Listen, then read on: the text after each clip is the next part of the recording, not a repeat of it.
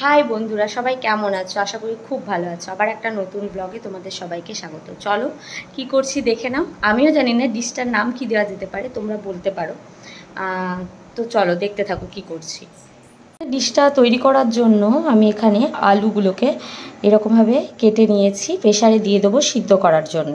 ডিশটা ready করার জন্য আমি একটা গাজর, একটা টমেটো, একটা পেঁয়াজ, কিছু লঙ্কা আর কিছু রসুনের কোয়া নিয়ে নিয়েছি। দেখতেই পাচ্ছ আমি আলুটা সিদ্ধ হয়ে গেছিলো, তো ওটা ভালো করে একটু লবণ দিয়ে মেখে নিয়েছি। এখানে গাজরটাকে গ্রেট করেছি, এখানে পেঁয়াজ, টমেটো আর রসুনটাকে গ্রেট করেছি, আর কিছু পেঁয়াজের খোসা ছেড়ে গেছিলো, সেগুলো আমি এখানে কুচি কুচি করে নিয়েছি। এপাশে দেখছো লঙ্কাগুলোকে আমি কুচি করে নিয়েছি, আর নিয়েছি কারি পাতা। মশলাটা আমি রেডি করছি, চলো দেখে নাও। এর সঙ্গে যে মশলাগুলো নেব সেটা হচ্ছে হলুদ, যেটা সব তরকারিতেই মোটামুটি লাগে। এখানে আছে কাশ্মীরি লঙ্কার গুঁড়ো কালারটা আনার জন্য। এখানে আছে তোমার জিরে বাটা, জিরে আদা বাটা পেস্ট, আর এখানে আছে জিরে গুঁড়ো। এগুলোই আমি এই রান্নাটার জন্য আমি নেব। আর তো সরিষার তেলটা কৌটোতে আছে, আমি ঢালতে পারবো না, তাই রিফাইন অয়েলে আমি এটা বানাবো। ফোড়নের জন্য ইউজ করেছি গোটা জিরে। এবার আমি আস্তে আস্তে সব মশলাগুলো দিয়ে দেবো। লঙ্কা কুচি ভাজা হয়ে যাওয়ার পরে এর মধ্যে দিয়ে দিয়েছিলাম গ্রেট করে রাখা মশলাটা। এখানে এই মশলাটাকে কিন্তু বেশ ভালো করে ভেজে নিতে হবে, হ্যাঁ, না হলে একটা কিন্তু কাঁচা কাঁচা গন্ধ থাকবে। তারপরে দিয়ে দেবো বাকি যে শুকনো মশলা, পেস্ট করা মশলা, সেগুলো ইউজ করব। এখানে ওই মশলাটা ভাজা হওয়ার পরে আমি এখানে দিয়ে দিয়েছি পেস্ট করা আদা জিরে বাটাটা, আর জিরে গুঁড়ো আর কাশ্মীরি লঙ্কার গুঁড়ো। এবার এটাকে ভালো করে কিন্তু ভেজে নেব, মশলাটাকে বেশ সুন্দর করে কষাতে হবে। তারপরে যে সবজি রেখেছি আমি সেগুলো দিয়ে দেবো। সবজি বলতে তো দেখেছো গাজর আর আলু সিদ্ধ, ওটাই দিয়ে দেবো।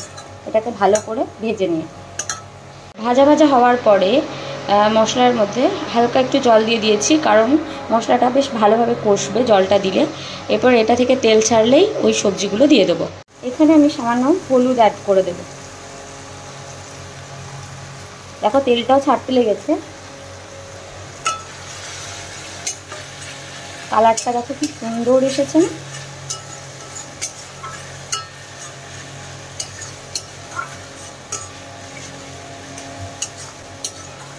এর মধ্যে এবার আমি দিয়ে দেবো লবণ। মশলাটা থেকে কি সুন্দর তেল ছেড়ে দিয়েছে, আর মশলাটার কালারটা দেখো কত সুন্দর এসেছে। এবার এর মধ্যে অ্যাড করে দেবো গাজর গ্রেট করাটা।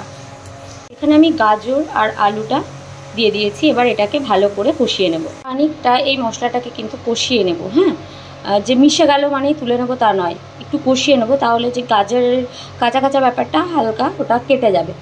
এটা তোমরা পরোটাও বলতে পারো, হ্যাঁ, যে সবজি পরোটা বলা যেতে পারে। এখানে অন্য ধরনের সবজিও অ্যাড করা যেত, যেমন ক্যাপসিকাম, পটল, সব কিছুই গ্রেট করে বা সিদ্ধ করে, যেটাতে সুবিধা হয় সবজিও অ্যাড করা যেত এটার মধ্যে। আমি আপাতত ক্যাপসিকাম আমার ঘরে ছিল না, নাহলে তোমরা তো জানোই আমি কোনো রান্নাই ক্যাপসিকাম বাদ দিই না। তো আজ দুঃখিত যে আমার কাছে আমার ক্যাপসিকাম ছিল না। তো যাই হোক, এই দিয়েই করছি। এটাকে একটু ভালো করে কিন্তু কষিয়ে নিতে হবে। নিয়ে নিয়েছি আটা, আর ময়াম দেওয়ার জন্য একটু রিফাইন অয়েল, তার সঙ্গে চিনি, আর উপর দিয়ে একটু দেখো অজওয়াইন যেটা ছড়িয়ে দিয়েছি, আর দিয়ে দিয়েছি লবণ। এটা আমি ময়াম দেব এটা দিয়ে। আর এখানে আছে এই যে কালকের সেই পুরটা, তো দেখতে থাকো কিভাবে বানাচ্ছি।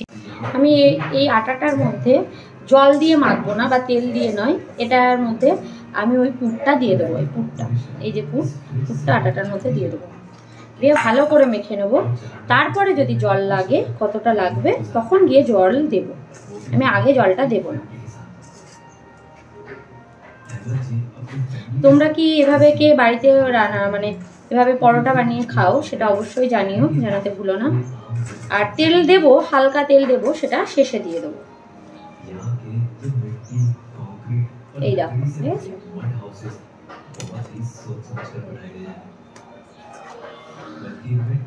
এখানে দেখো পুরটা আটার সঙ্গে খুব সুন্দরভাবে মিক্সড হয়ে গেছে। এবার আমি জল দিতে থাকবো, জল দিয়ে মাখতে লাগবো।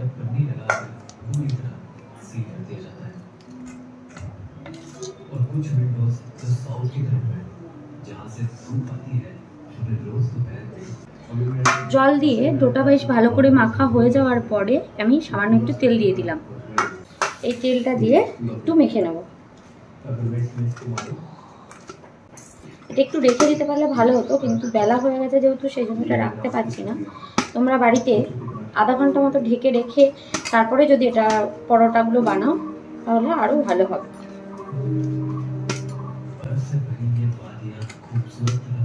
এখানে আলুর পরোটার মতনই এটা বলা যেতে পারে এই পরোটাটা, তবে আলুর পরোটায় পুর ভিতরে দিয়ে তারপরে বেলতে হয়। এখানে আমি পুরো পুরটাই মেখে নিয়েছি। দেখো আটাটা রেডি। এখানে আমি তাওয়া চাপিয়ে দিয়েছি। আমি এই স্ল্যাবের উপরে বেলে নেব। তোমরা তেল দিয়েও বেলতে পারো, কেউ আটা দিয়েও বেলতে পারো, সেটা তোমাদের পছন্দ মতো। আমি বেলতে থাকি, তারপরে তোমাদের দেখাচ্ছি। দেখো পরোটা বেলেছি, আর এখানে তাওয়াতে এবার তেল গরম করে দিয়ে দেবো।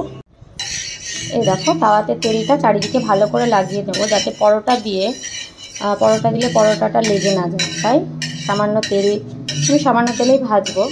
তো সুন্দরভাবে চারিদিকটায় তেল কিন্তু লাগিয়ে নিতে হবে। দেখো পরোটা রেডি। এই যে একটা চাটনি দিয়ে দিয়েছি, তোমরা নিজেরা বাড়িতে বানিয়েও সেই চাটনি দিয়েও খেতে পারো বা কেনা কোনো চাটনি দিয়েও খেতে পারো। তো এই হচ্ছে পরোটা।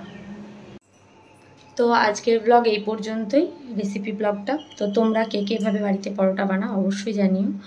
তো আজকের মতো টাটা, বাই বাই। দেখা হচ্ছে আবার নেক্সট কোনো রেসিপি নিয়ে।